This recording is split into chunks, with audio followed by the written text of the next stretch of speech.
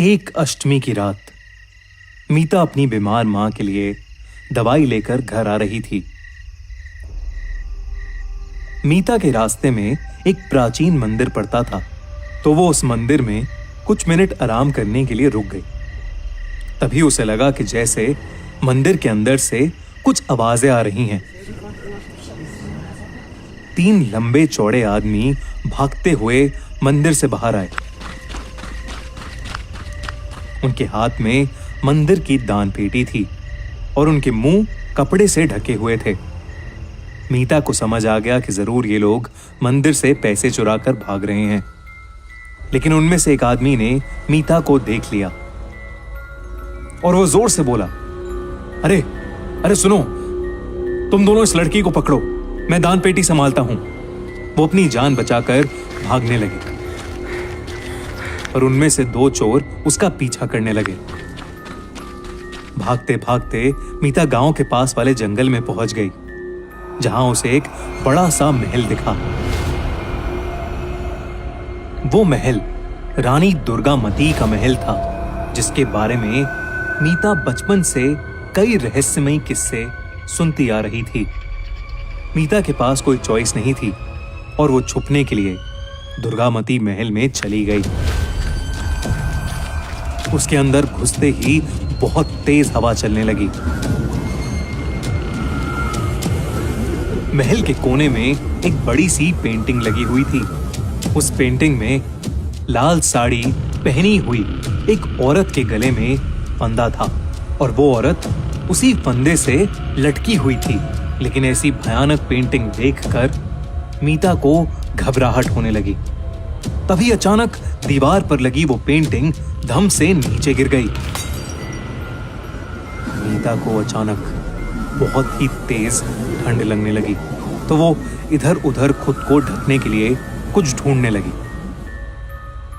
ढूंढते ढूंढते मीता को ऊपर हॉलवे में एक कमरा दिखा, जिसका दरवाजा बंद पड़ा था और फिर जोर से हवा चली और वो दरवाजा खुल गया।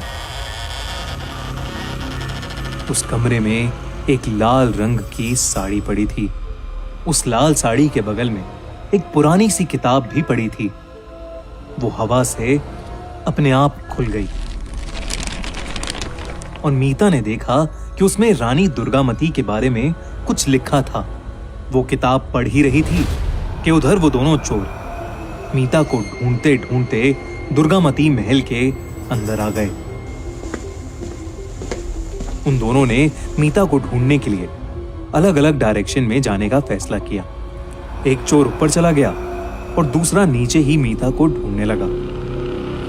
सीढ़ियों से ऊपर चढ़ते हुए उस चोर को दीवार पे एक स्विच बोर्ड दिखा। उसने स्विच ऑन किया तो ऊपर वाले हॉलवे की सारी लाइट्स जल गईं। लाइट्स जलते ही उस चोर को जमीन पर खून के पैरों के निशान दिखे। उसे लगा कि शायद मीता को भागते हुए चोट लग गई होगी और वो उन निशानों को फॉलो करने लगा। कॉरिडोर के कोने में लाल साड़ी पहने एक लड़की बैठी थी। उसकी पीठ उस चोर की तरफ थी, इसलिए वो चोर उसका चेहरा नहीं देख पा रहा था। लेकिन उस चोर को लगा कि वो लड़की मीता है। जैसे ही वो लड़की मुड़ी, उस चोर के पैरों तले जमीन खिसक गई। उस लड़की ने घूंघट डाला हुआ था और उसका पूरा चेहरा काले बालों से ढका हुआ था। वो चोर को देखकर जोर से चिल्लाई और तभी वहां जलते हुए लाइट बल्ब्स एक के बाद एक फूटने लगे।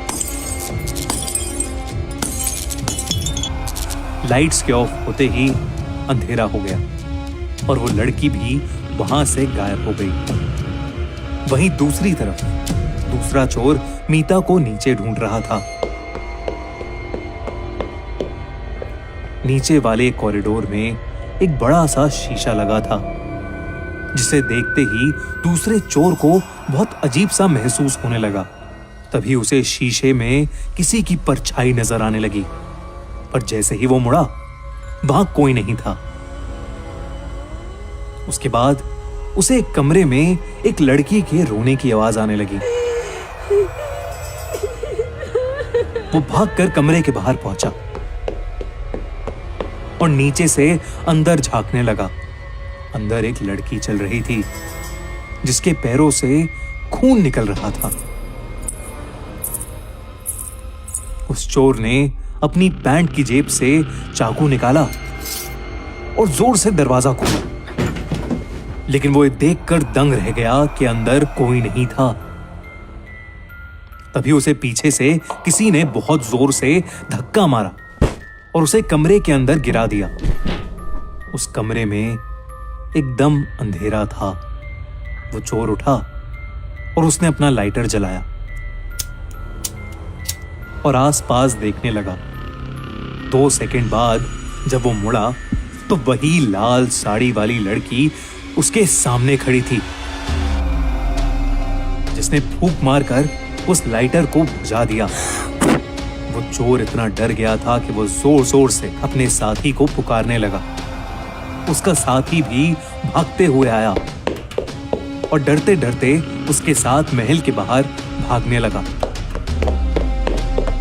वो दोनों हवेली के बाहर निकलने ही वाले थे कि उनको पीछे से एक बहुत ही डरावनी सी हंसी सुनाई दी। ऐसी डरावनी हंसी जो पूरे महल में गूंज रही थी।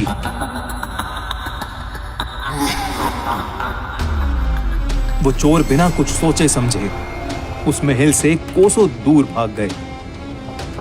कुछ देर बाद मीता भी वहां से निकलकर अपने घर चली गई। अगली सुबह मीता ने पूरा किस्सा अपनी दोस्त को बताया। उसने कहा कि उसे पूरे टाइम उस हवेली में कई आवाजें आ रही थीं, लेकिन जब तक वो दोनों चोर वहां से चले नहीं गए, वो हवेली के एक कमरे में ही छुप के बैठी हुई थी।